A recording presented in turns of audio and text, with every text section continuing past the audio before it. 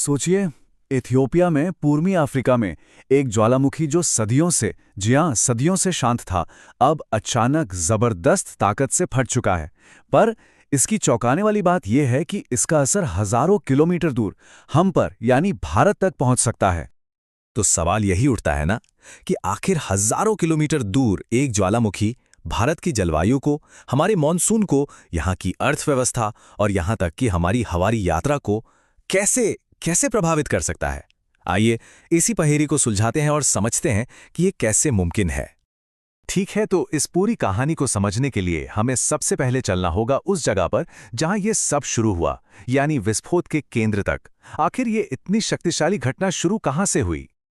देखिए, ये जो विस्फोट है ये इथियोपिया की ग्रेट रिफ्ट वैली में हुआ है। और ये कोई मामूली जगह नहीं है, ये दुनिया के सबसे एक्टिव टेक्टोनिक जोन्स में से एक है। मतलब यहाँ अफ्रीका की जमीन सचमुच दो हिस्सों में टूट रही है और बहुत धीरे धीरे एक नया महासागर बना रही है। कमाल है ना? अब इस विस्फोट की ताकत को कैसे नापें?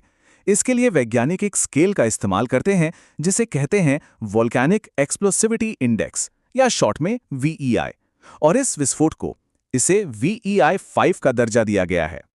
अच्छा, तो VEI 5 का मतलब क्या है? इसे समझने के लिए जरा 1980 में हुए माउंट सेंट हेलेंस के उस मशहूर विस्फोट के बारे में सोचिए।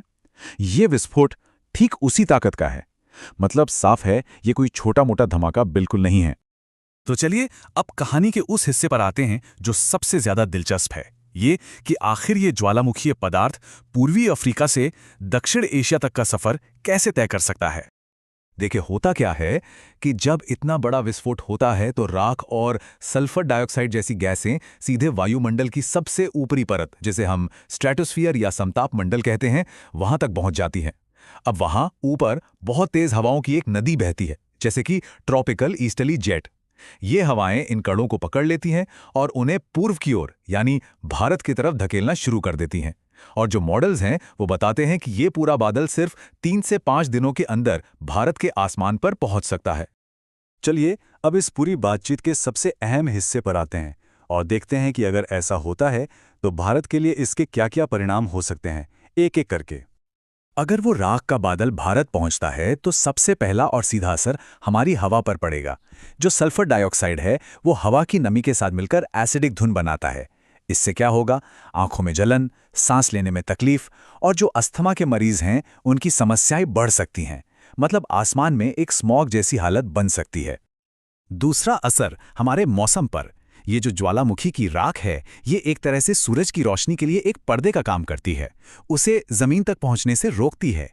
नतीजा, दिन अस्थायी तौर पर ठंडे हो सकते हैं, गर्मियों के तापमान में थोड़ी गिरावट आ सकती है और आसमान में ज्यादातर बादल छाए रह सकते हैं। पर यहाँ एक बहुत बड़ा सवाल खड़ा होता है। तापमान में ये थोड़ा सा बदलाव हमारे मॉनसून को, जो इस पूरे क्षेत्र के लिए एक तरह से जीवन रेखा है, उसे कैसे प्रभावित कर सकता है? देखिए, मॉनसून का पूरा सिस्टम जमीन और समंदर के बीच के तापमान के अंतर पर टिका होता है। अब ज्वालामुखी की वजह से जब जमीन ठंडी होती है तो ये जो बैलेंस है ये बिगड़ जाता है और पूरा सिस्टम कमजोर पड़ जाता है। इसका नतीजा ये हो सकता है कि मॉनसून देर से आए, बारिश कहीं कम कहीं ज्यादा हो और इसका सीधा असर हमारी खेती बाड़ी पर पड़ सकता है। अब बात करते हैं हवाई यात्रा की। ज्वालामुखी की राख ये हवाई जहाज़ों के लिए बेहद बेहद खतरनाक होती है। क्यों?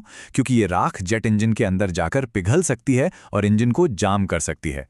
इसी वजह से यूरोप, मिडिल ईस्ट और अफ्रीका से भारत आने वाली उड़ानों को या तो रद्द करना पड़ सकता है या फिर उनके रास्ते बदलने पड़ सकते हैं। मतलब काफी बड़ा डिसरप्शन।